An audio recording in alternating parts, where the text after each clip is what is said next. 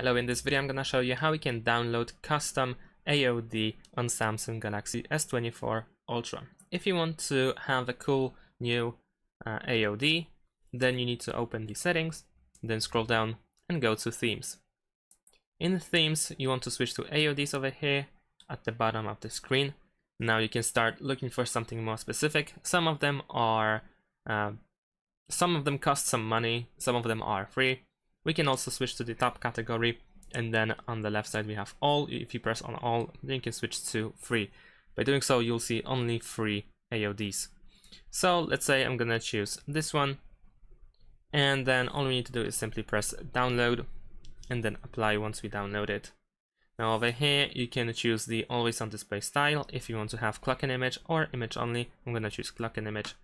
Press done, and we can see the AOD is now applied. So let's take a look.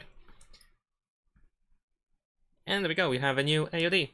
And that's it. Thanks for watching. Leave a like and subscribe to my channel, and see you in my next videos. Bye.